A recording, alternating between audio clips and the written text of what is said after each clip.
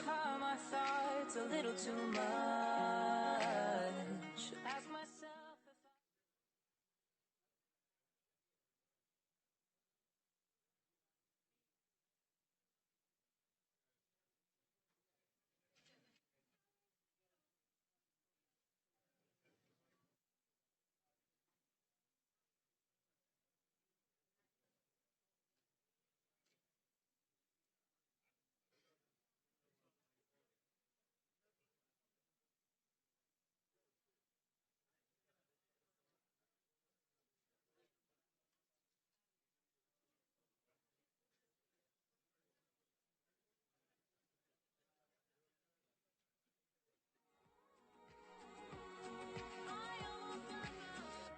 Why am I the one always reaching out? The space between us makes it hard to doubt. We're coming to the end.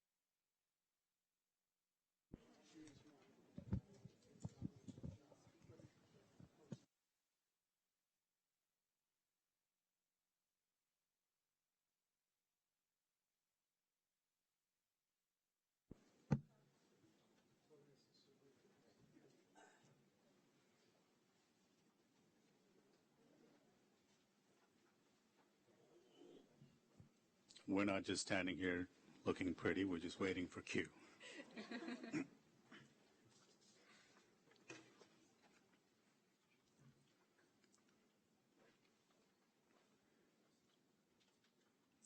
Good morning, everyone. Hope you all had some coffee. Distinguished guests, we'd like to welcome you all to the second International Conference on Tamil Nationhood and Genocide in Sri Lanka, a search for justice and post-war rebuilding of the Tamil nation.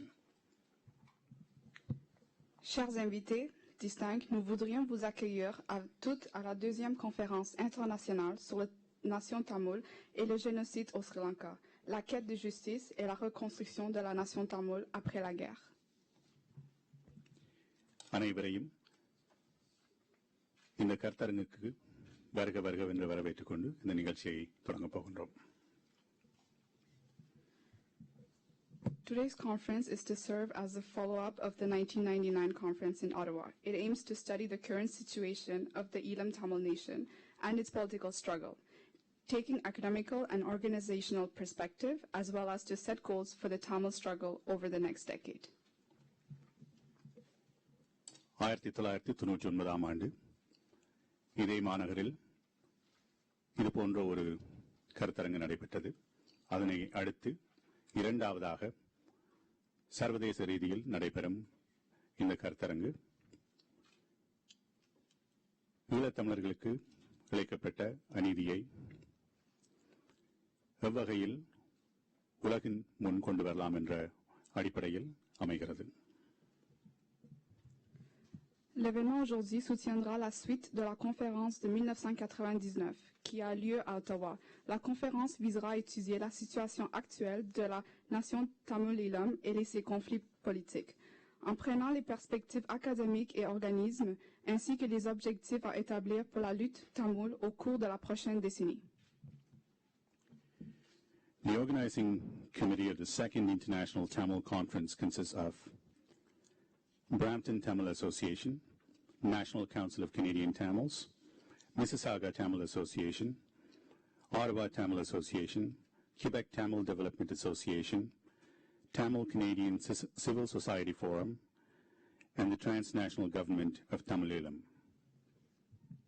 Le comité organisateur de la conférence consiste de Association Tamoul de Brampton, Conseil national des Tamouls canadiennes, Association Tamoul de Mississauga, Association Tamoul d'Ottawa, Association de développement Tamoul de Québec, Forum de la société civile canadienne Tamoul et gouvernement transnational de Elam Tamoul Canada.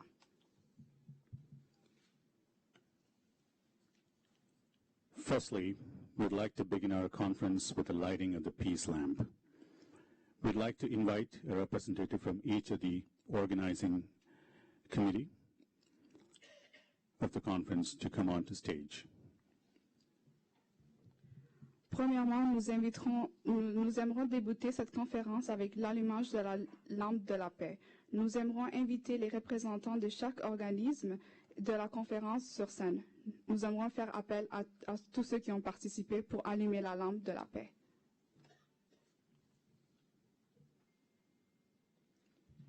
One of the cornerstones of this conference outcome is to educate our young generation about the struggle we face in achieving a permanent peace in Sri Lanka. We are thrilled to have the following university student organizations as supporting organizations of the conference. The supporting student unions are Carleton University Tamil Students Association, Wilfrid Laurier Tamil Students Association, University of Ottawa Tamil Students Association, Tamil Youth Organization, Canadian Tamil Youth Alliance, Concordia University Tamil Mandram, and the Tamil Association of McGill. We now call one representative from each of these student organizations to join us on stage as well. L'un des objectifs de cette conférence est d'évoquer nos jeunes générations sur la lutte que nous devrons mener pour parvenir à une paix permanente au Sri Lanka. Nous sommes ravis que cette conférence est soutenue par les organismes étudiants suivants: Association étudiante tamoule de l'Université de Carleton, Association étudiante tamoule de Wilfrid Laurier, Association étudiante tamoule de l'Université d'Ottawa, l'Organisme des jeunes tamouls, Association des jeunes tamouls canadiennes, Association Manjam étudiante tamoule de l'Université de Concordia et l'Association étudiante tamoule de l'Université de McGill Tamil.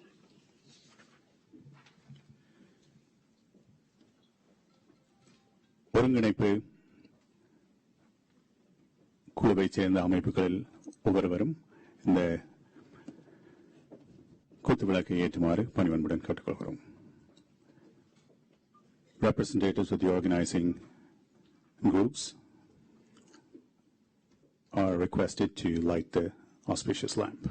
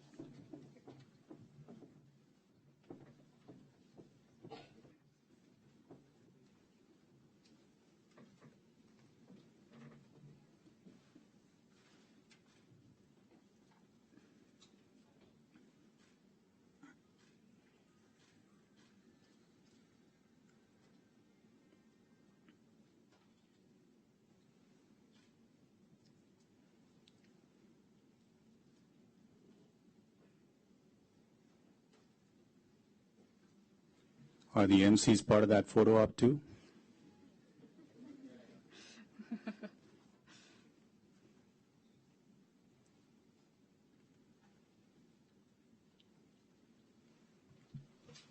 Thank you.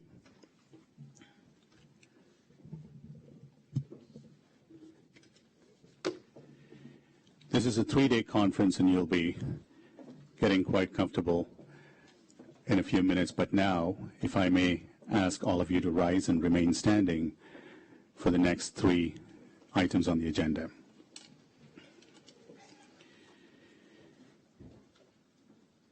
Now we'd like to commence with the honoring of the land which we call our current home. We commence our conference with an honoring of the indigenous peoples, whose traditional lands we have been blessed to be part of and whose spirits we share.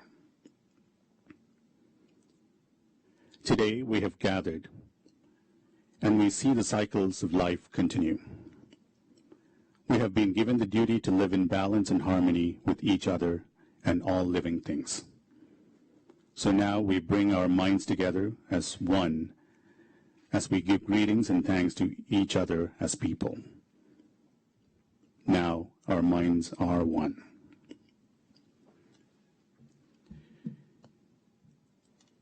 We would now kindly request everyone to remain standing for the singing of the national anthem by Sadhana Parthiban and Akshaya Sivasambhu.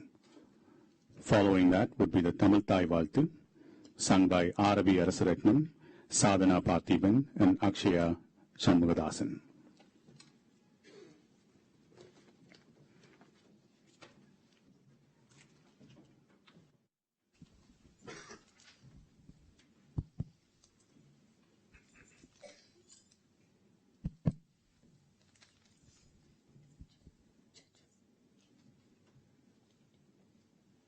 Oh, Canada, எங்கள் வீடும் நாடும் நீ, உந்தன் பைந்தர்கள், உன்னை தேச பக்தர்கள். With glowing hearts we see thee rise. strong and free. Ton histoire est une épopée des plus brillants exploits. நிலப்புகளை சுதந்திரத்தை என்றும் இறைவன் காத்திருக. Oh, Canada, we stand on guard for thee. Oh, Canada, we stand on guard for thee.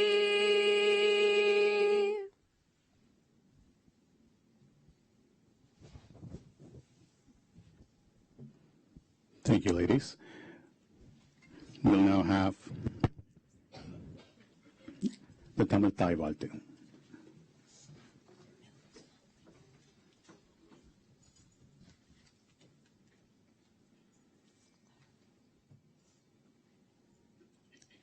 வாழ்க ஈழத் தமிழகம், வாழ்க இனிது வாழ்கவே. வாழ்க ஈழத் தமிழகம், வாழ்க இனிது வாழ்கவே. மலை நிகர்த்து உலகில் என்றும் தலை நிமிர்ந்து வாழ்கவே. மலை நிகர்த்து உலகில் என்றும் தலை நிமிர்ந்து வாழ்கவே. வாழ்க ஈழத் தமிழகம், வாழ்க இனிது வாழ்கவே. வாழ்க ஈழத் தமிழகம், வாழ்க இனிது வாழ்கவே. அமிழ்தை வென்ற மொழியினர், அருள் கனிந்த விழியினர், அரிய பண்பு நிதியினர், அவனி மெச்சும் மதியினர். அமிழ்தை வென்ற மொழியினர், அருள் கனிந்த விழியினர், அரிய பண்பு நிதியினர், அவனி மெச்சும் மதியினர். மமதை கொண்ட பகைவரும் வணங்கும் அன்பு விதியினர், வளரும் 25 லட்சம் மக்கள் கொண்ட பதியினர். மமதை கொண்ட பகைவரும் வணங்கும் அன்பு விதியினர், வளரும் 25 லட்சம் மக்கள் கொண்ட பதியினர். வாழ்க ஈழத் தமிழகம், வாழ்க இனிது வாழ்கவே. மலை நிகர்த்து உலகில் என்றும் தலை நிமிர்ந்து வாழ்கவே. பட்டிப்பாளை மகாபலி பயிலருவி முற்றாறுகள், பல வளங்கள் பொழியவே எழுநடன்றி துளவிடும். பட்டிப்பாளை மகாபலி பயிலருவி முற்றாறுகள், பல வளங்கள் பொழியவே எழுநடன்றி துளவிடும். மட்டக்களப்பு யாழ் நகர் மாந்தை வன்னி திருமலை. மட்டக்களப்பு யாழ் நகர் மாந்தை வன்னி திருமலை. மகிழ்வோடு மலை தமிழர்கள் மலரடி தொழுமினியவள். மகிழ்வோடு மலை தமிழர்கள் மலரடி தொழுமினியவள். வாழ்க ஈழத் தமிழகம், வாழ்க இனிது வாழ்கவே. மலை நிகர்த்து உலகில் என்றும் தலை நிமிர்ந்து வாழ்கவே. தலை நிமிர்ந்து வாழ்கவே. தலை நிமிர்ந்து வாழ்கவே.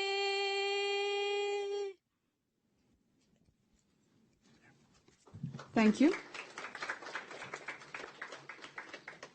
Please remain standing for a moment of silence in memory of all the innocent lives who perished over the years in the genocide in our homeland, and in remembrance of all the brave soldiers who have given up their lives protecting their homeland in Canada, Tamililam, and around the world.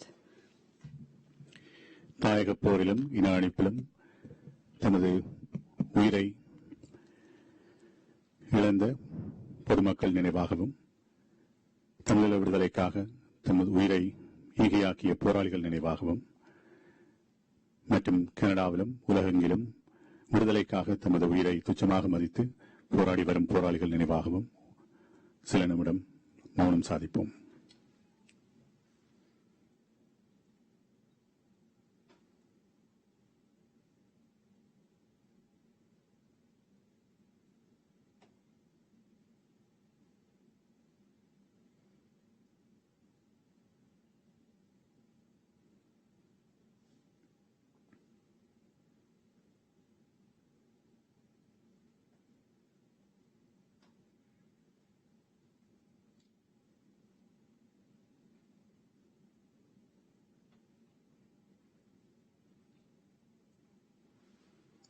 Thank you. And that concludes the exercise portion of the conference. You may all be seated.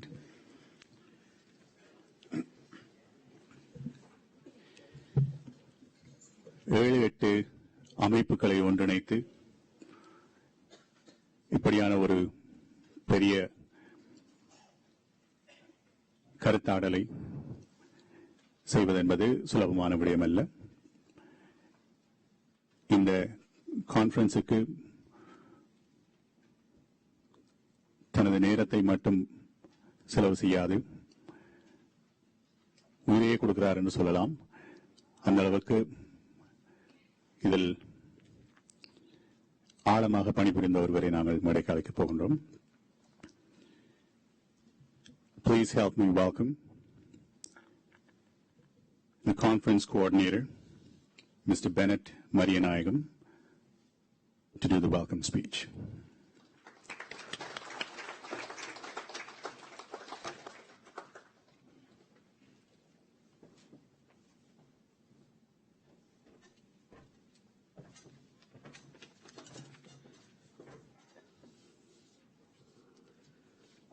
Hope everyone is doing very well.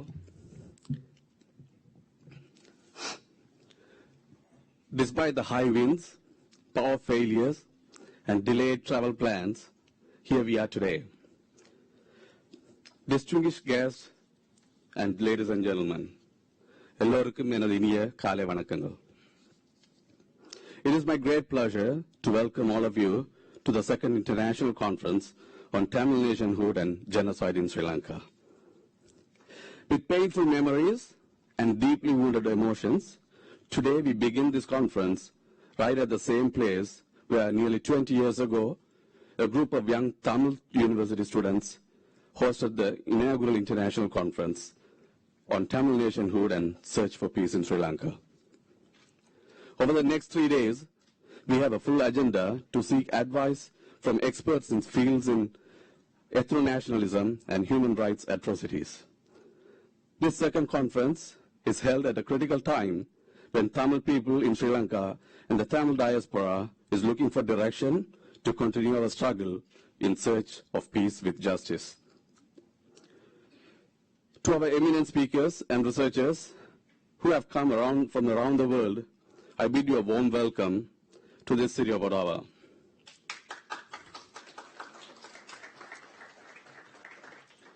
We are indeed honored to have you here with us.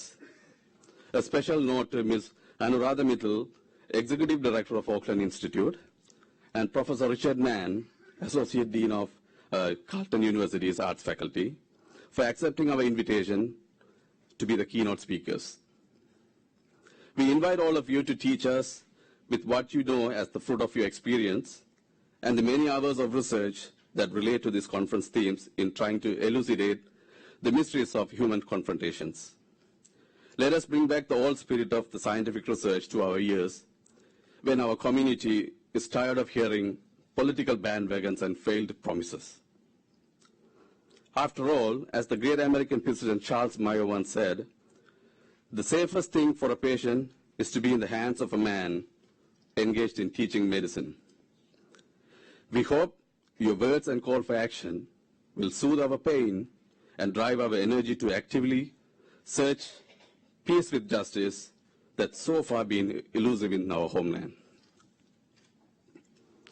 Nearly 9 months ago, when we decided to organize this conference, we had doubts whether we had the energy to pursue this conference of this magnitude. But the Tamil community rallied behind us, opened their hearts, and supported us generously. Parents encouraged their young children to join us as volunteers. This conference would not have been possible without the full support of the Tamil community and the organizations who supported collectively with us. They gave us the needed energy to push this through. By gathering here today, you not only showed your support, but also extended your deeds with action. From deep down, Manan Narayana Nandriyal. I take this opportunity to thank all the people with us, who especially journalists who have been helping us over the years for fight for justice. I'm honored and pleased to be the chair of the organizing committee. It's been a stimulating experience to work with a very talented group of people. I would like to express my thanks to each of you for your dedication, perseverance, and untiring efforts to make this international conference a reality. We take immense pride in seeing so many young minds among us today. By seeing your engagement and enthusiasm, we feel passing the flame of peace to the next generation is very realistic. I hope the memories of this conference will stay with you for years to come. We are standing in the path of something unstoppable, the road to justice for Tamils. The road ahead will be crowded, contested, and uneven, just like it has been. Our wish is that we will exchange experiences, learn and be inspired to work even harder to achieve our objectives. Most importantly, take back the memories you have and the knowledges you gained and support the future efforts in finding peace, permanent peace with justice for Tamils in our homeland. To try is worthy, to be hopeful is right, to be idealistic is wise. முயற்சி திருவினையாக்கும், நம்பிக்கை வெற்றியின் அடித்தளம், இலட்சியத்தோடு இருப்பது எங்கள் விவேகம். Thank you, Mercy.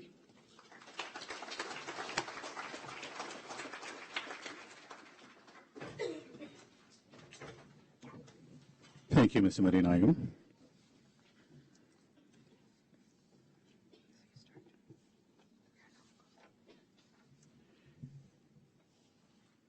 Supporting institutions for this conference are the Faculty of Arts and Science, Faculty of Arts and Social Science at the Carleton University, Colin Powell School for Civic and Global Leadership at City College in New York, as well as the School of Arts at York University.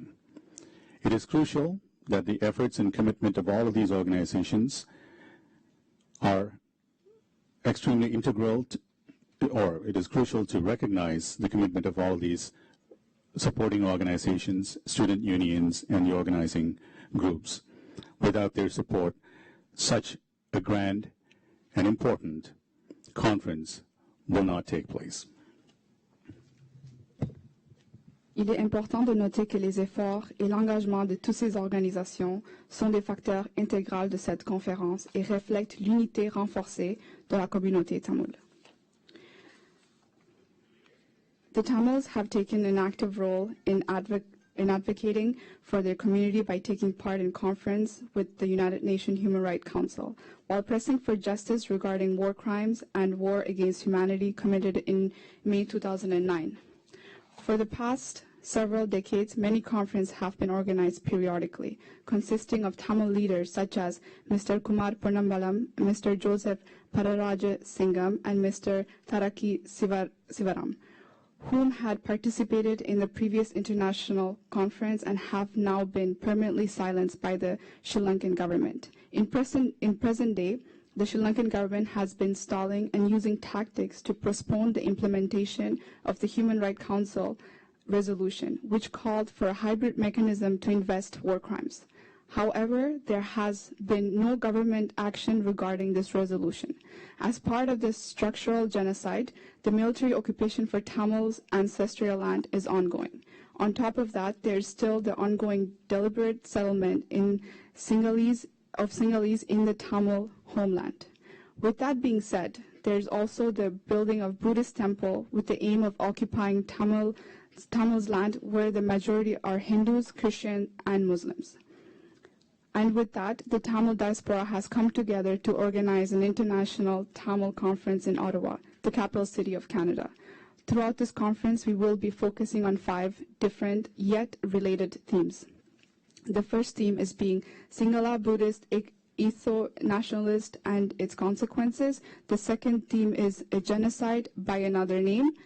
The third theme is human right violation and the search for justice. The fourth theme is rebuilding a nation in today's geopolitical context. And the fifth theme is way forward to freedom and justice.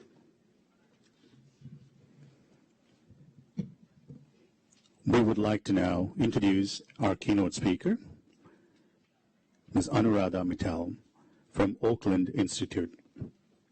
Anuradha Mittal is the founder and executive director of the Oakland Institute and is an internationally renowned expert on trade, development, human rights, and agricultural issues.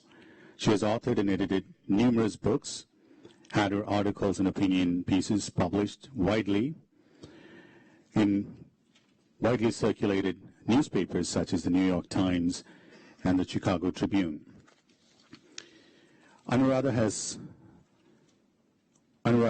led the research at the Oakland Institute, including field research in eastern and northern provinces of Sri Lanka in December 2014, which led to the first independent report on human rights situation, especially as it relates to the land rights of the Tamils. The Institute's report, The Long Shadow of War, the Struggle for Justice in Post-War Sri Lanka, and an accompanying report, I Speak Without Fear, where are our loved ones who have been abducted, arrested, and disappeared, created a media storm, and the issue of denial of justice for Tamils in Sri Lanka was on the front pages of every major newspaper following the release of those reports. Now, without further ado, ladies and gentlemen, please help me welcome our keynote speaker for this morning, Anuradha Mittal.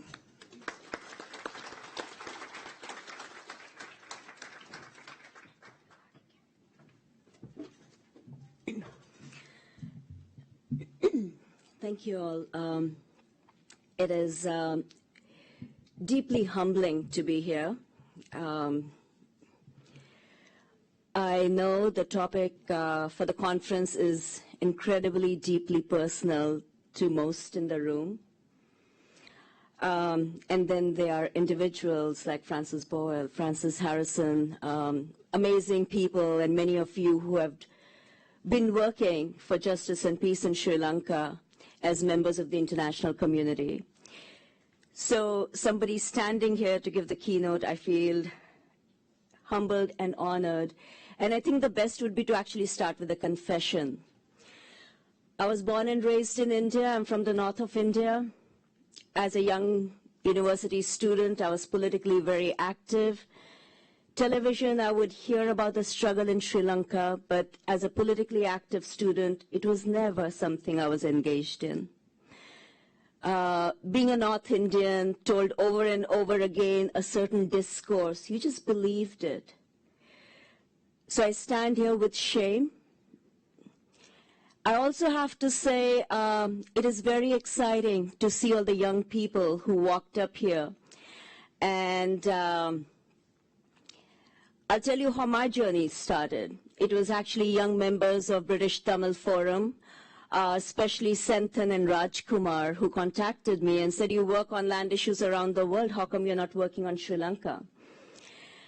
And that put me on this path, which brought me in December 2014 to eastern and northern provinces. It helped to have a name like Anuradha when they could give me a military clearance to go into areas where you could not go. Because the person who gave me the permit to go said, he really liked my name, Anuradha. So having said that, I have to also say, as somebody who's worked on land issues in many different parts of the world, this journey has been a life-changing experience. What I witnessed, what I personally saw, is something that would be impossible to forget. So I think I stand here with humility because you said you will teach us, but I have to tell you what you have taught me. And I would urge and hope, especially the younger generation, that this struggle continues, not just for the Tamils. This is an international human rights issue. If there is no justice for the Tamils in Sri Lanka, we cannot expect justice for other communities around the world. So carry this flame of justice, carry this flame of striving for peace with justice for everyone in this world. So with that, I'll share with you my remarks, which are really based on the research, as I mentioned, that included spending time with the communities on the ground, but also our continued regular communication with the community, especially the internally displaced people, yes, IDPs, which still remain in Sri Lanka. When we embarked on this work in 2014, the goal was to understand the social, economic, and political reality in northern and eastern provinces since the conclusion of the Civil War. Our findings were absolutely stunning, which led to the expose that was mentioned, The Long Shadow of War, the goal being to really support the struggle for justice and peace in Sri Lanka. And as I said, it was important to share because this is not just a Tamil issue, this is really an international issue. During the course of these next few days, there are many horrors of that war and the continued consequences that will be talked about, but I'm going to focus on the issue of land. What we found was that one of the biggest consequences of the war was the dispossession of people, especially Tamils, from their homes and lands that they depended on for their livelihoods. And land remains a highly contentious issue between the local Tamil population and the Sri Lankan army. Forced to vacate their homes, farmlands, fishing zones, once areas were designated as high security or restricted zones, or by war itself, the displaced had hoped that the right to return would be granted someday. But continued military occupation has kept tens of thousands away from their homes and livelihoods, with over 100,000 living in refugee camps still in India, which is not recognized. Between 2015, when President Sirisena was elected, and the end of 2016, an estimated 4,780 acres of land were reportedly released, and there were pledges for more releases of land. However, estimates are really hard to come by about how much land is still occupied. I know there are some of you, Darsha and Mario and others, have been trying to document, but being on the ground, actually documenting, is very hard and impossible. Following the release of a 2015 report, we were contacted in early 2016 and actually petitioned by a group of IDPs who were requesting assistance in the struggle to return home. They wrote, and I quote them, "Having exhausted all the domestic, political, and legal avenues available to us to regain our lands and houses acquired by force by the Sri Lankan armed forces during the war, we, the people of Valekam North in the Jaffna district of Sri Lanka, have decided to seek your help to find redress to our problem." After over 25 years of displacement, having exhausted all possible political and legal channels, in an attempt to get their land back, the internally displaced living in so-called welfare camps were forced to petition an international civil society group to seek assistance. They urged us not to publish the names of the signatories because they were afraid of retaliation for contacting an international organization, and they reported, "We get calls from unidentified telephone numbers from people who threaten us to stop the IDP and resettlement-related work." So they were asking for protection and yet asking after 25 years their right to be able to return to their homes. I'm glad to report in 2017 we got the good news that their lands were released. But the question is, the quality of the lands that the people have been resettled is very low. These are former stone quarries, decades of overgrowth. Homes actually have been destroyed, so people are being sent back to just vacant lands. There are no homes, and in fact, in some cases, homes are destroyed just before the lands are released. Irrigation canals need to be cleared. Electricity and access to clean water is not there. This is the kind of release that has been reported to us. And just this May 3rd, we got another message from our partners, this group of people who were resettled just last year. They said our village has been fully released after 28 years for resettlement. However, another 3,100 acres of land belonging to neighboring villages need to be released. They also reported that the government is providing permanent houses, but with very strict criteria. If elderly couples or if they're single people, government does not provide permanent houses. So they're struggling to manage the shelter needs. They also report that the lands are just released without cleaning, so the cleaning of land consumes huge amount of money. Families are struggling. Restoring livelihoods is a big issue. The released lands are next to big military camps. So women-headed households are not willing to go back to the areas where the lands are being released. And given the history of violence, especially the kind of violence women have faced, it is not surprising why the women-headed households will not move back to the lands that are next to the camps. For those who have been resettled through government schemes, the process has often taken place without voluntary or fully informed settlement choice and without adequate infrastructure.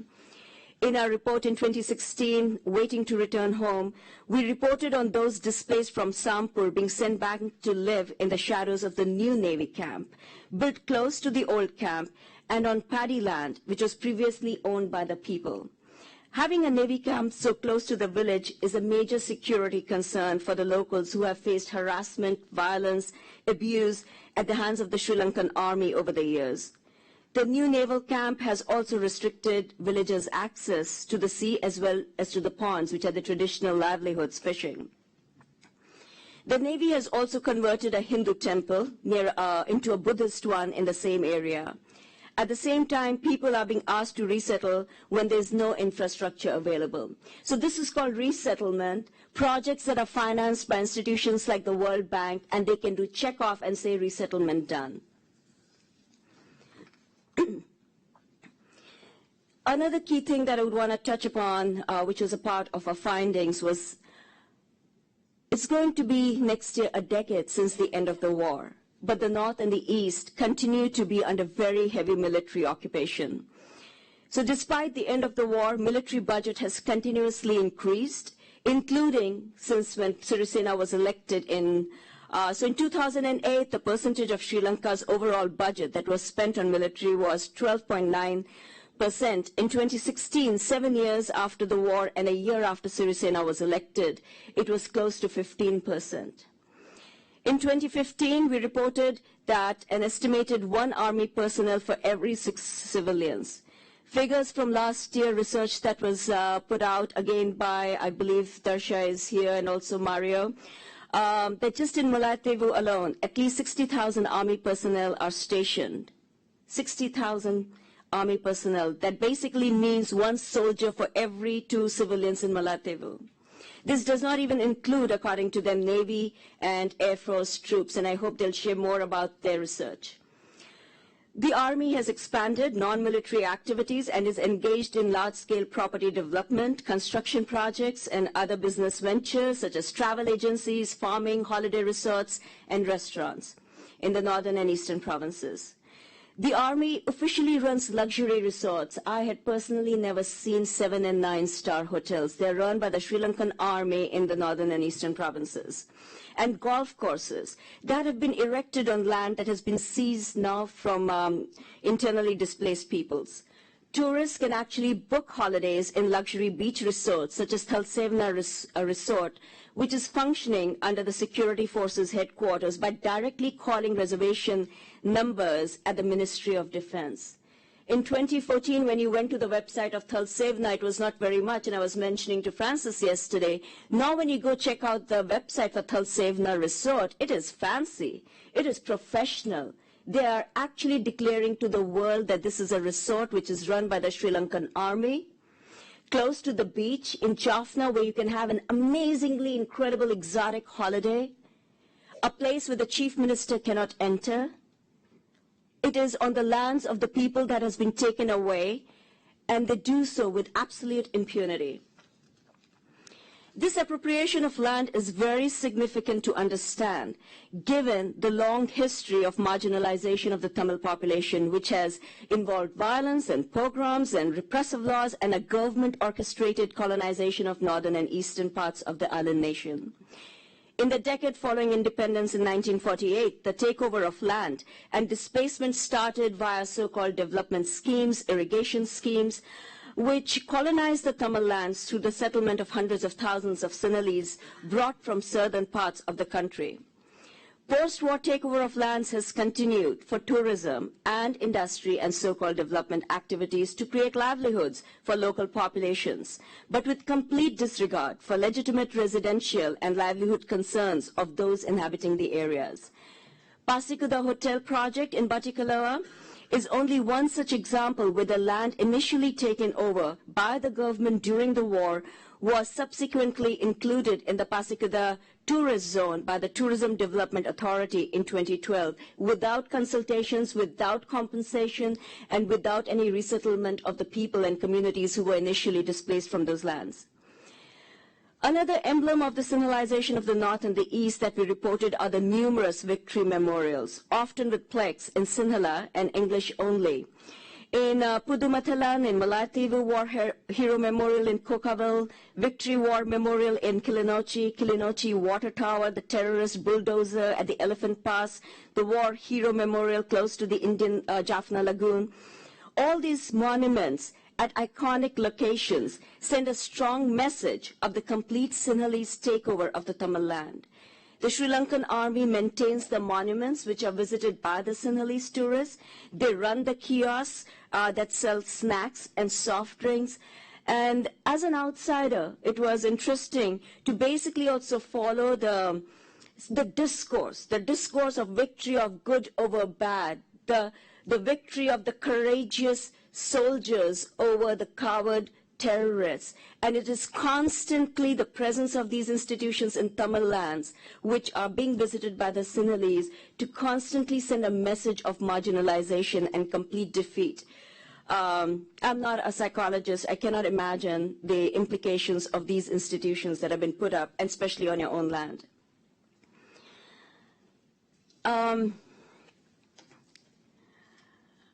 I could go on. I feel like there are many of you in this room who know so much more. But having offered some of our findings, what is stunning is that we are here today. We know that the international experts and organizations have called for the complete demilitarization of the North and the East and the swift return of the land to the rightful owners to ensure peace and stability. Without the return of lands, there will be no peace and justice, because land, you understand it much better than I could explain. The meaning of that land for the Tamil populations that are still there is much more than just having a sense of property. It is about their nationhood. It is about culture. It is everything, as we were told, the research team was told over and over again. And despite the rhetoric of truth and justice and reconciliation, the current government does not plan to scale down security arrangements. Despite the United Nations resolutions and various task forces and numerous government promises, tens of thousands continue to live in despair and in fear in Sri Lanka. And despite all the promises that were made by President Sirisena when he came into power, the need for full resettlement and a true reconciliation process is unchanged. It is quite embarrassing for the international community that the United Nations gave 2-year extension to Sri Lanka to report on transitional justice mechanisms, despite little to no progress to date. So the response of the international community has to keep giving an extension, hoping that somehow Sri Lankan government will get its act together and not once doubting its political will if it intends to do so. At the same time, you have in 2016 when Sirisena said in an interview with the newspaper in India, The Hindu, "Before I came to power, there was a fear that those who had given commands during the war could be taken to international courts of justice. The international community is so satisfied with my performance that they've completely changed their impression of the country.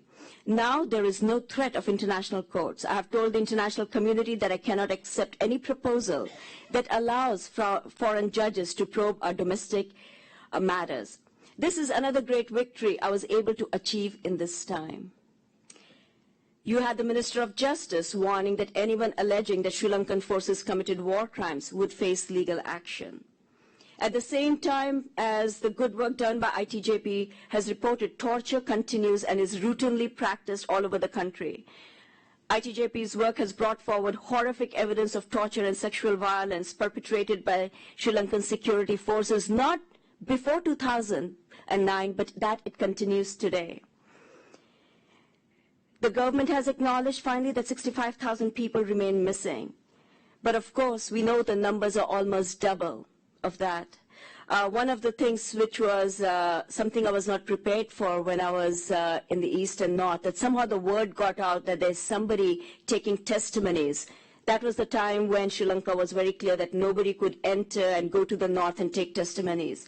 And I would be shocked, starting at 7 in the morning, there would be lines of people snaking around where I was to be able to show photos of their loved ones, the paperwork through the Red Cross that these people had surrendered, asking, can you help us find out where they are?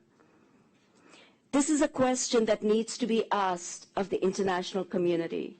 The fact that in the face of such horrific violations of human rights, in the face of continued displacement of people, in the face of continued torture and absolute impunity of the Sri Lankan forces, how does the international community, how does the government of United States, United Kingdom, Canada, and elsewhere, for their narrow geostrategic interest, believe that the situation is different in Sri Lanka?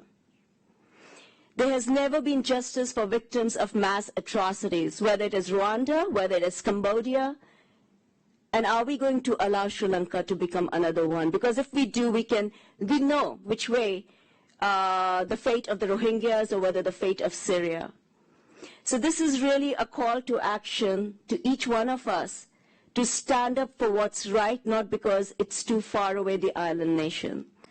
It has to be as much of a concern for me when I come from India, because that is happening in my own country, in Kashmir. So till we stand up for each other, it'll never, ever be resolved, and we will continue to write books and produce reports.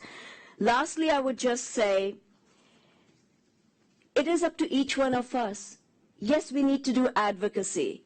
We need to do advocacy at the United Nations, which at times feels like a fig leaf only, because all the politics are controlled by the United States and UK and France and all these powerful countries. This work has to continue. I know it is tiring. I've realized you need legs of a marathon winner. You know, in the message that we received on May 6th from our partners, the internally displaced peoples in Sri Lanka, they said you need to continue advocacy. You need to continue advocacy in international areas to ensure that people know what is happening. And while we are doing it, every magazine which carries a story about the tourist destination being Sri Lanka, write to them. Let them know that when they go to the south, how about try to go to Jaffna, which feels like the war got over yesterday, where the roads and infrastructure is still not there. Ask the tourists to not just go to the elephant orphanages, but go to the welfare camps that still exist just near Jaffna. You don't have to go very far. So every time somebody writes about the tourist destination, there's a great campaign to be done around the World Bank, which has been sending money to Sri Lanka to be able to do resettlement project. Question what kind of resettlement is actually being carried out, because it is finally the taxpayers' money that finance the schemes of the World Bank. All the clothing agencies and your retailers who want to set up factories, and then they say we are providing employment to war widows. More than petty jobs that pay menial wages, war widows need justice. They need to have their loved ones back. They need to be safe. The number of women that I met who say that the police still visits them in the evenings. To let them know they've come in the evening to talk to them about their missing loved ones. The fear. So I'm sorry, I feel like I had nothing very informational to share or any teachings. But I know I learned so much from each one of you when I started this journey in 2014. Thank you for having educated me. I just make one promise. At the Institute and personally as Anuradha, I'll keep working for peace and justice in Sri Lanka because that is needed for the region. And hopefully when there's peace and justice in Sri Lanka, there'll be peace and justice in India, because we would have learned a lesson how to be in Kashmir. Thank you.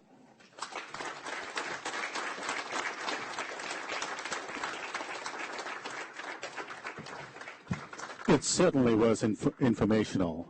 It definitely was informational, and it was poignant and very inspiring.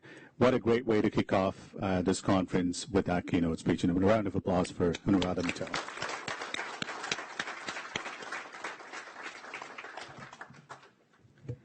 Next, we will be sharing a video of Muan Zarin. Zalmi, he's a advocate. He's a democracy advocate, Rohingya campaigner, and a former research fellow at the London School of Economics. He lives and worked in United States for 17 years. In 1995, he founded a Free Burma Coalition and was its director until 2004. Let's watch the video.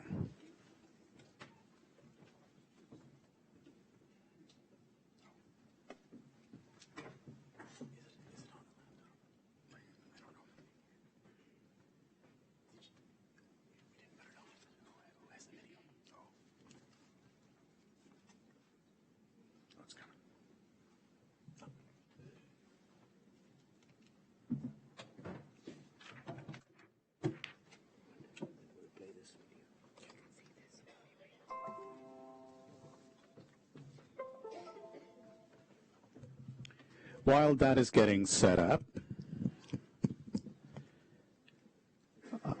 just a friendly reminder and a note for everyone to please write down and remember, kindly refrain from photos or videos, especially with your cell phones during the sessions. We do have professional photographers and videographers recording everything, and all of that will be available for you on the conference site. So kindly refrain from doing photos or videos with your own devices. And of course, if you can put your phones on silent or vibrate, that would be great as well.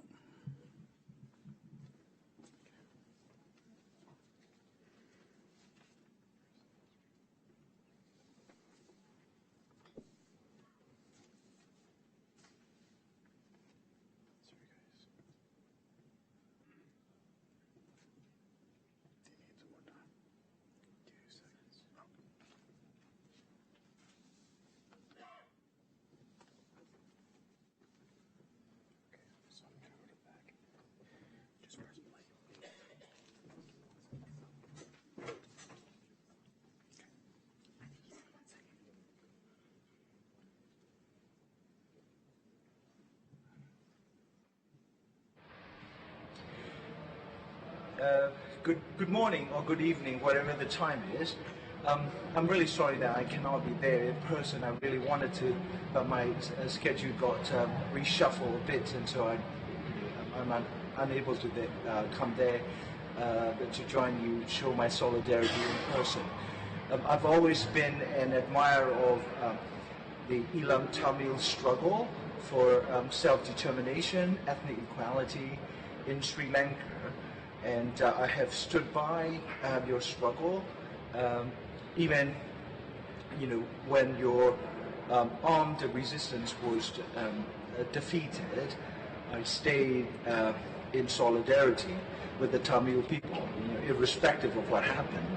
Of course, nobody wants to see bloodshed and violence, but that's just a small part of your struggle, as I understand it. I served as a member of the panel of jury in Bremen at the Permanent People's Tribunal on Sri Lanka, the second tribunal that looked at the question of whether the state of Sri Lanka committed the crime of genocide against Elam Tamil people, not just the war crimes. The war crimes, it was decided on at the first Permanent People's Tribunal in Dublin in 2012, I believe, and I was with the second tribunal that found the state of Sri Lanka guilty of the crime of genocide in addition to war crimes. That was held in Germany, Bremen.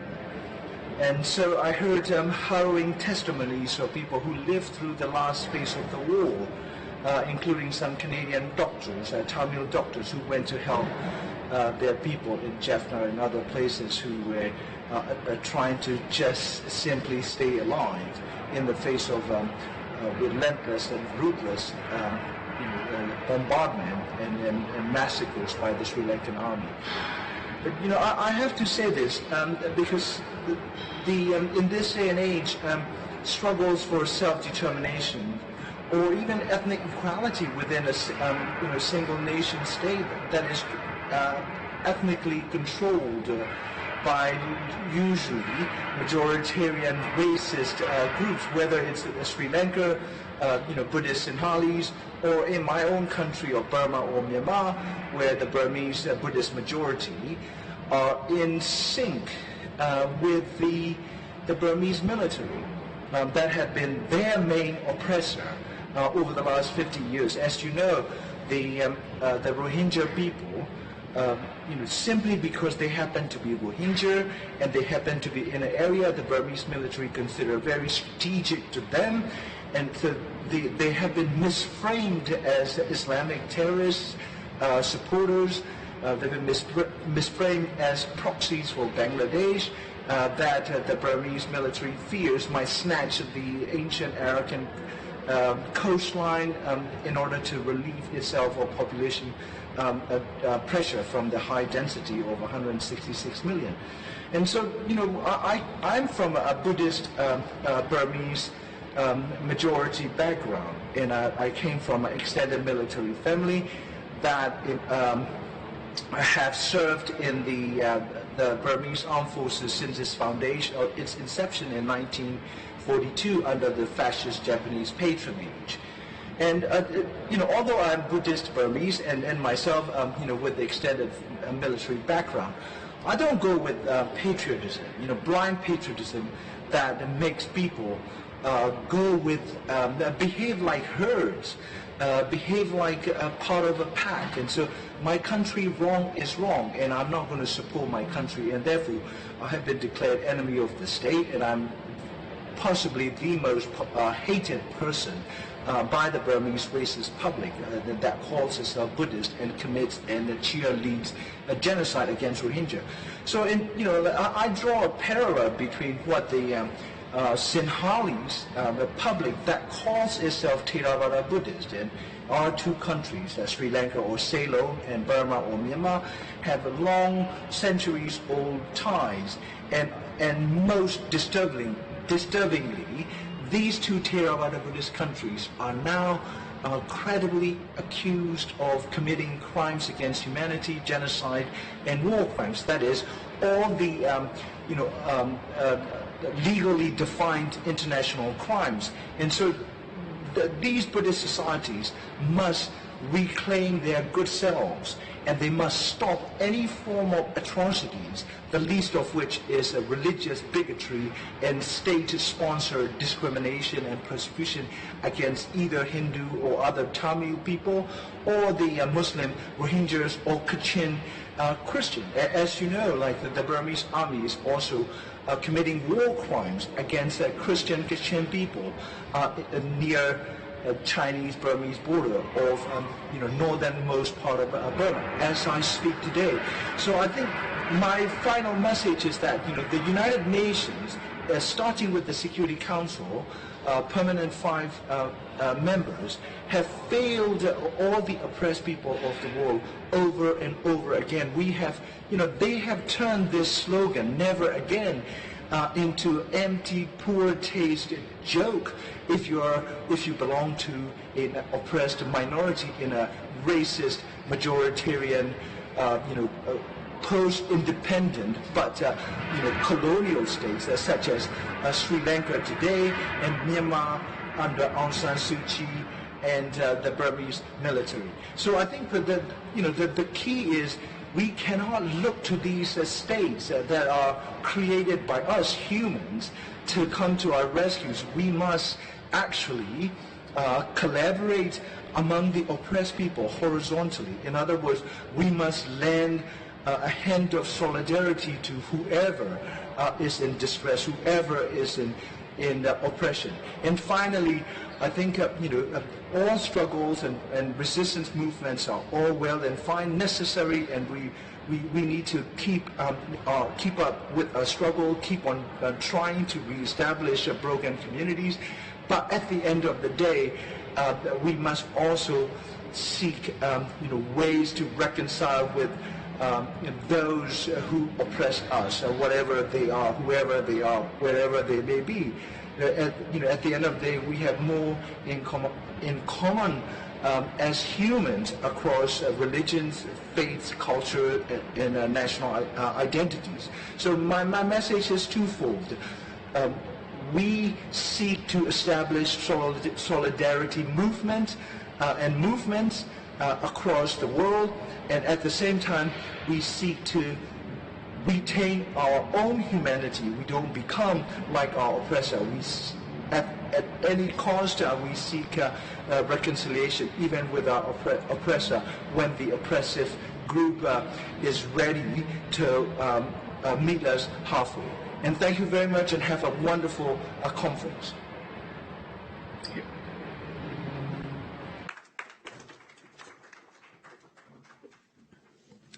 It's too bad that Mr. Murang Zarni isn't here with us at this conference, but what a passionate speaker. All right. So today's conference will consist of 4 sessions. Session 1 would be ethno-nationalism and its consequences in Sri Lanka. Session 2, human rights violations and the search for justice.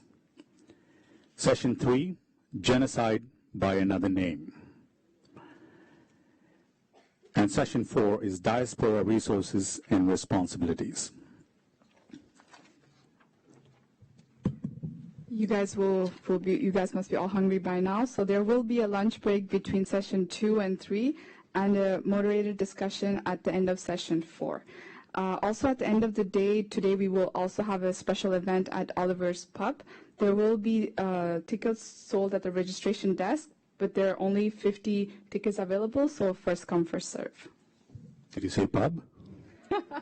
Okay. It's after the conference, okay? Don't rush to the pub yet. I also wanted to add another quick note to what she just said. There are no formal breaks in between sessions, but there will be a few minutes at the end of the first session for you to just stretch and grab yourself a drink or, refresh yourself a little bit. But the sessions will be happening one after the other. Like I said earlier, please refrain from using your cell phones for photography or videography and kindly put them on silent or turn them off altogether, if you could. In addition, Annalie Express, one of our video services here, will be live streaming this event, as well as holding interviews outside in the lobby area throughout the day. You may let loved ones know that they can watch this conference live through the live feed. If you're interested in talking to us, you may meet us at the lobby. That is not just me and her, the organizing committee, that is. Go on. Right. Outside, you will see an exhibition displaying artwork, photography, and book relating to the theme of today's conference, being provided by Canadian Tamil Youth Alliance. We would also like to inform you that they have provided you all the programs, souvenirs, and consist event details, the programs for the 2 days of the conference, and bio of all speakers. Now, without any further delay, go ahead. You folks are a tough bunch. Lighten up, please. We're trying to crack jokes here. Clearly not working. Before we actually move into the rest of the conference, I wanted to take a moment to say this. We'd like to take this opportunity to recognize a particular organization that has made an invaluable contribution to the process of truth-telling, which is precursor to accountability. The Journalists for Democracy in Sri Lanka, or JDS as they're known, is a group of exiled journalists who have risked their safety to bring out some of the most important and shocking evidence of war crimes, such as the C4 execution videos and the Balachandran photos. And what's striking is that this is a predominantly Sinhalese group of journalists. So maybe through a round of applause, let's recognize the work JDS and their allies have done. Now you say. Now it's my part. Okay, perfect. So now, without any further delay, we will begin the second International Conference of Tamil Nationhood and Genocide in Sri Lanka, a search for justice and post-war rebuilding of the Tamil nation. I thought we already started, no? We're starting again. Please help us welcome the chair of our first session, Dr. David Rampton, to carry on the conference forward.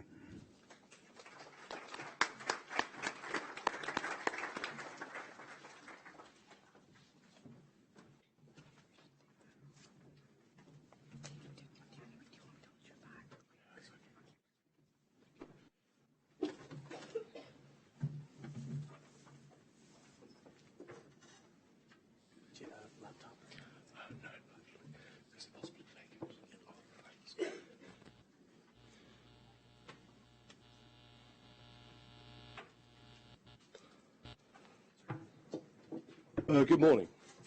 I'm chair of the first panel, and what I intend to do is, first of all, to introduce participants in the first panel, and then I will speak, followed by Peter Schulk, and then Anne Gall, Nimi Gaurunathan, and then I believe we have a video link with Kumara Vadivel Guruparan from Jaffna. So I'm first of all going to introduce our speakers. Today we have Peter Schulk, who held the Professorship of History and Religion at Uppsala University, Sweden. Though he is now retired, he keeps his many research interests in religious expressions in intra- and interstate conflicts in South Asia and Southeast Asia alive. He has been engaged in Tamil studies since the 1970s and started his fieldwork in Sri Lanka in 1970. Professor Schulk was behind the very productive exchange program between Jaffna University and Uppsala University since the 1970s. Anne Gall is currently teaching assistant at the University of Limerick, where she also completed her PhD on the trajectory of contemporary Sinhalese nationalism in 2017. She teaches courses on conflict, development and peace building, and her research interests include nationalism studies, peace and conflict studies, critical discourse analysis, and politics in Sri Lanka. Dr. Gaurunathan is the founder and director of the Politics of Sexual Violence Initiative, a global initiative examining the impact of rape on women's political identities, and a visiting research professor at the Colin Powell Center for Global and Civic Leadership at City College, New York. She's currently the founder and director of a new program under this initiative, Beyond Identity, a gendered platform for scholar activists. She's also currently a senior scholar at the Center for Political Conflict, Gender and People's Rights at the University of California, and the creator of the Female Fighter series at Guernica magazine. She received her PhD in political science from the University of California, Los Angeles, entitled Why Women Rebel, Understanding Female Fighters in the LTTE, which received the Jean and Irving Stone Award for Innovation in Gender Studies. Okay, I'm going to speak first, and I'm going to ask all speakers that we should try and stick to a 15-minute time slot, maximum 18 minutes, and I'm going to try and stick to that myself as well. I'm speaking on role of identity, particularly nationalist identity in war, conflict and violence. I'm going to be focusing on singular nationalism.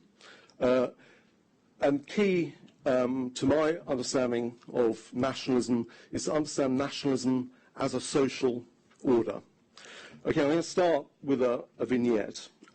Recently, there's been a claim that there's been a resurgence of singular Buddhist nationalism in relation to the attacks on Muslims in both 2017 and 2018. With this focus on this kind of new spate of attacks, three interlocking dynamics are engaged. So three elements are seen to be responsible, if you like, for this resurgence. One is the role of singular Buddhist ultra-nationalist organizations like the Bodhibala Sena, Singular Ravaya, their leadership, also business interests, and the role of politicians, especially around the Mahinda Rajapaksa coterie, in stoking anti-Muslim violence and utilizing these organizations. And that these are key elements in the reproduction of singular nationalism. But I think there's a problem here in this framework. And I see this problem as threefold. First of all, when we talk about resurgence, singular nationalism has never gone away. Singular nationalism has it's a long-term social dynamic. Secondly, the view of power in this perspective, that politicians, business interests, etc., utilize nationalism, and that's how nationalism gets reproduced. This is a very instrumental understanding of nationalism as something that is manipulated. It's a tool.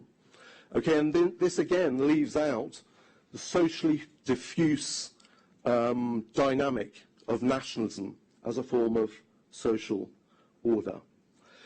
It also sees singular nationalism as a particularist phenomenon, whereas this form of nationalism has been reproduced between interlocking global and local dynamics, which stem right back to the colonial period and the reproduction of this unitary state structure in Sri Lanka.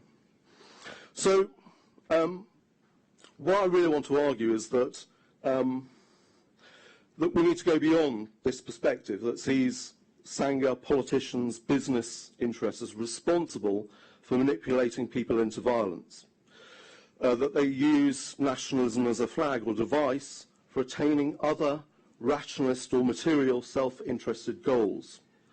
Again, this is an instrumental framework, and we need to go beyond it. And this is actually a mainstream way of understanding nationalism that has a long provenance. And it's actually become a classic post-Cold War model of the way that conflict is engaged. So various writers like Paul Brass, Paul Collier, Stathis Kalaras, in their work also see the role of identity and violence as instrumental. And in this, grievance claims, for instance, in the Sri Lankan context of the Tamil people,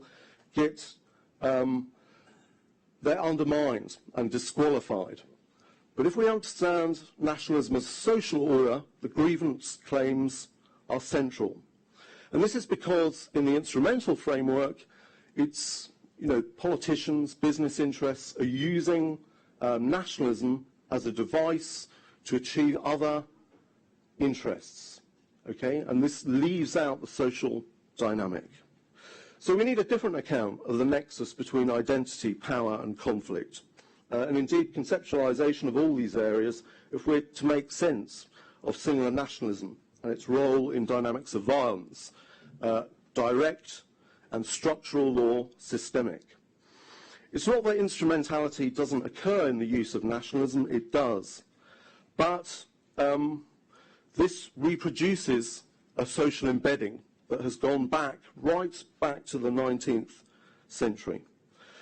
So the problem is that instrumentality itself, which is ultimately an elite model, doesn't help us to explain the forms of violence that pertain to social orders.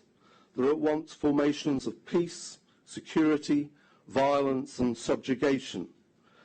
A form of hegemonic social order, so a dominant social order, which creates a hierarchy, places a singular population at its apex, and subordinates others, Tamils, Muslims, as minorities, and engages in often exterminatory violence against those who are perceived to resist or threaten that order. And you can see these dynamics at work in Sri Lanka. As our previous speaker said also in Burma. So you can see actually that Burman Buddhist majoritarianism, Sinhala Buddhist nationalist majoritarianism creates this hierarchic form of social order. And so an understanding of this takes us beyond a purely instrumental framework, because it understands actually the socially diffuse nature of the way nationalism is reproduced through diverse practices. And this goes beyond elites. It's spread through subaltern actors. Because instrumentalism doesn't tell us why nationalism, Sinhala Buddhist nationalism, has resonance, right? Why does it resonate?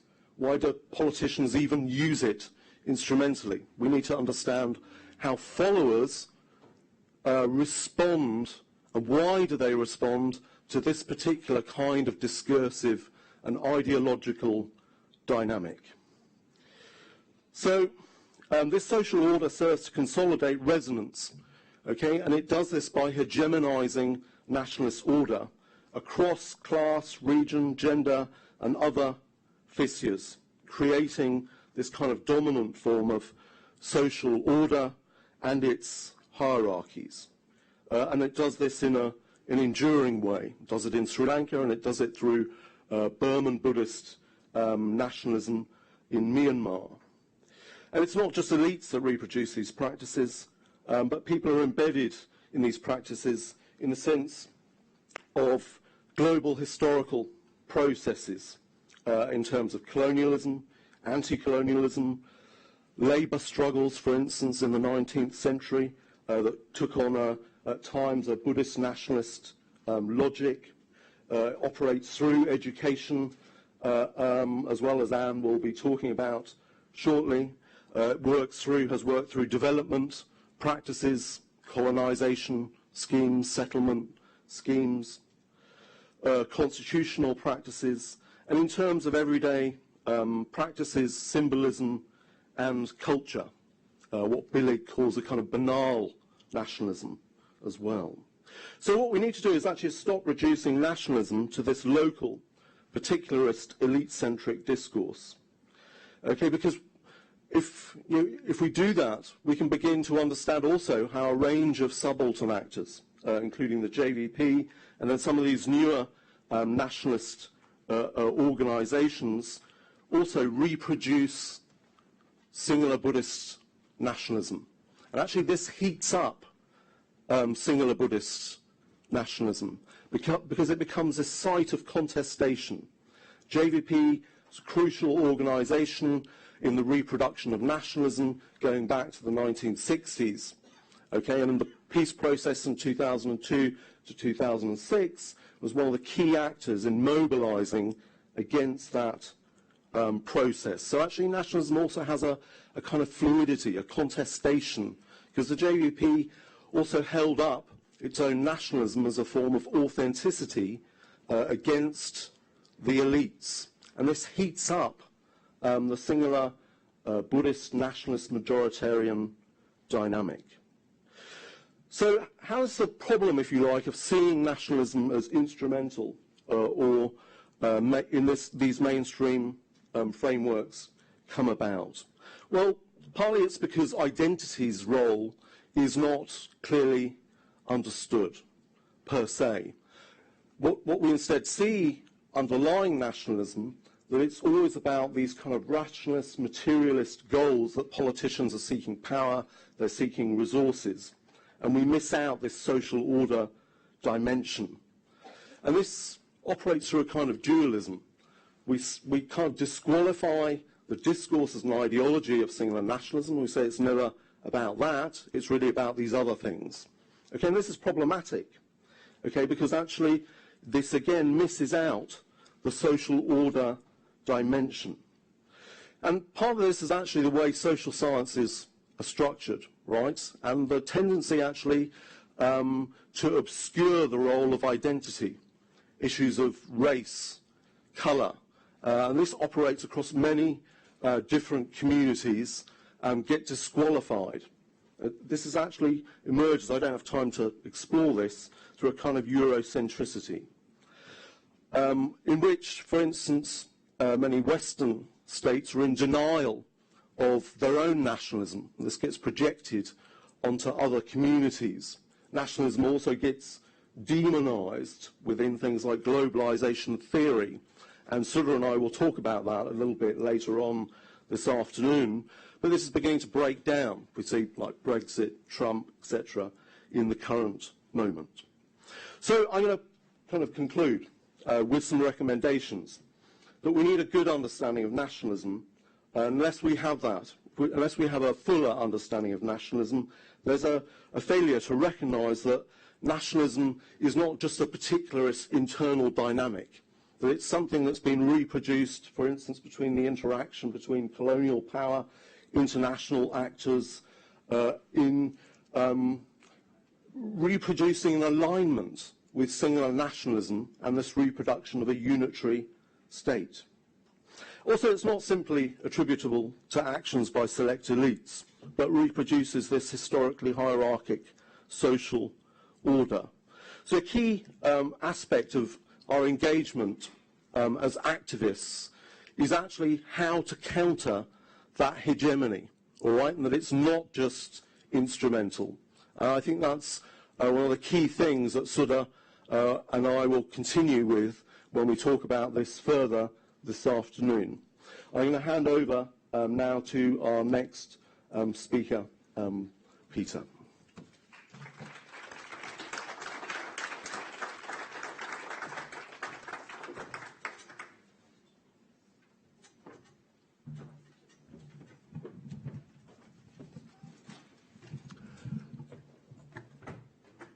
Anbuna Bakhale Vanakam.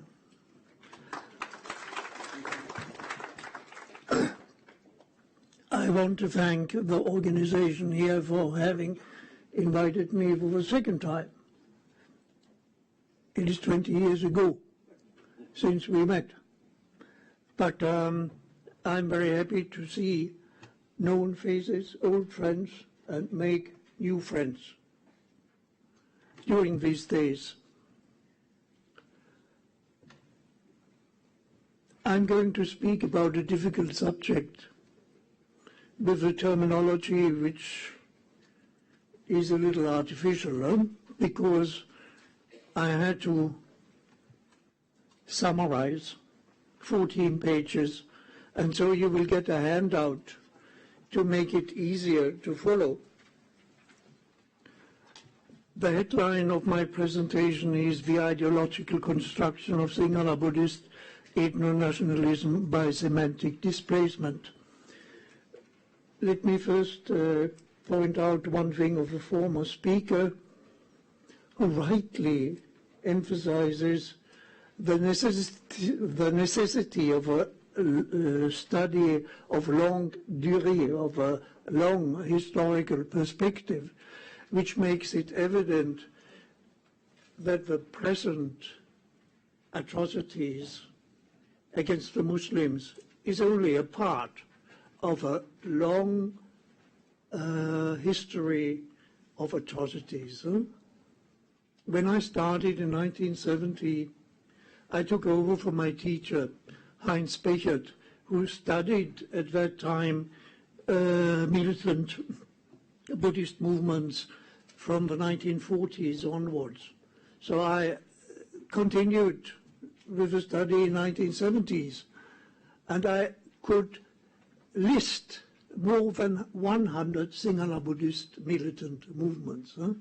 Not all were directly violent, but it gave me the impression that there is a continuity. Of course, we can go further back to the colonial period, where much of the inspiration has come for the present time, and also to the Vangsik tradition, the tradition from the chronicles, the Mahawangsa, the Deepa Vangsa, and all these things which were very anti-Tamil. So with this long perspective, we get another impression of the of the strength of this ethno-nationalism. Sinhala Buddhist ethno-nationalists rationalize the ownership of the territory of the unitary state by retrieving nationalist and or Buddhist concepts from the past of the anti-colonial struggle in large parts of Asia. For example, the term Bhumiputra, son of the soil, it is the soil where the Buddha allegedly trod 3 times. In the Mahavangsha, it is told that the Buddha flew to Sri Lanka 3 times. Having been turned against colonials, now the designation Bhumiputra was turned against Tamils. Then we have another concept, it is in Pali, Ekachatra, one umbrella. It is a metaphor for the unitary state now. And further on we have the concept of Dhammadipa, which is a canonical concept, true, but it was later translated wrongly as island of the Dhamma. It's a wrong translation. It is no translation at all. It is a kind of transcreation, we usually say, when a translation is fanciful.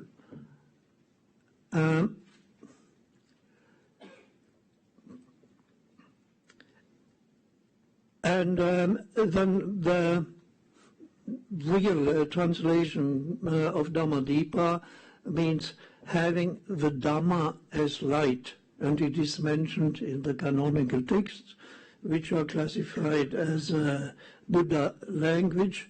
So it has nothing to do with the island at all, because the word Deepa, has the double meaning of island and of light. But in the ethno-nationalist tradition, they have chosen island for Deepa, which is a wrong translation. Then we have the word Siyala Deepa. It doesn't exist in the canon at all, but it started to be used in the centuries from our time reckoning. So it is an old word, but it was not used as in the present sense. It was a toponym, that means a name of a territory, of an island. And this name, as a toponym, became, so to say, the name of all inhabitants in the island.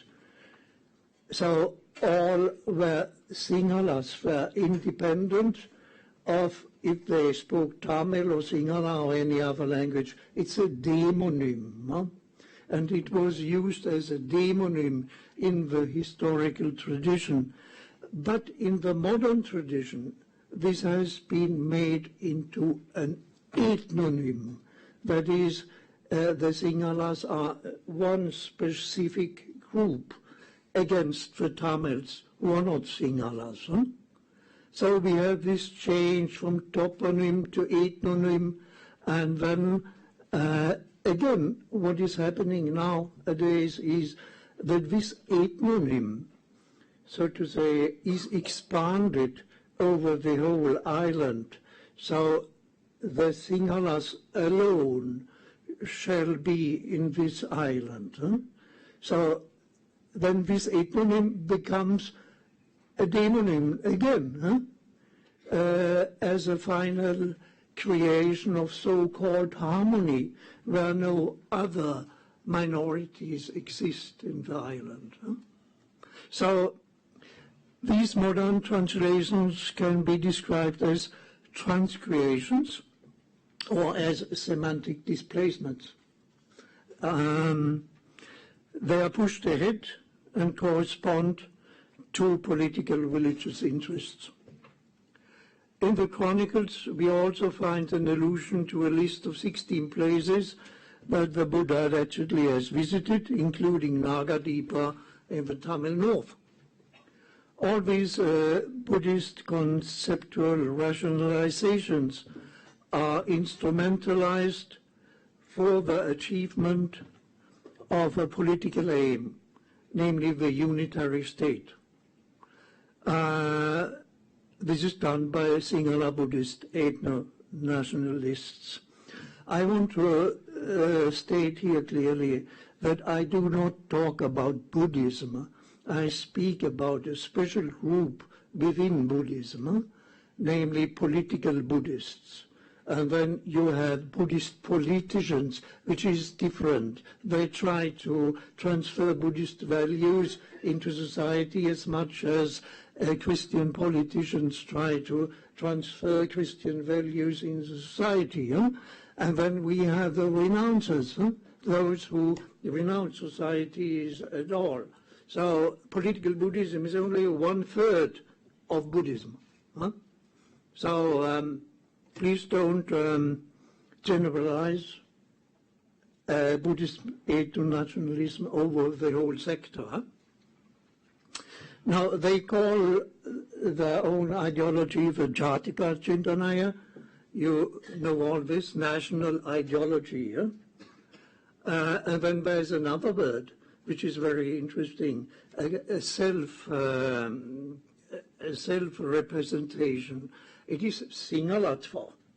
Singalatva was popularized by Nalin Silva, who is one of the best-known ethno-nationalists in the modern history.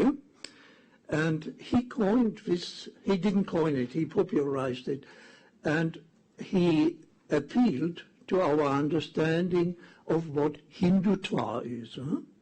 So he made, so to say, an analogy to Hindutva, Singalatva. Huh? And you all know what Hindutva is, so I don't have to go into this. Now, this ideological program incites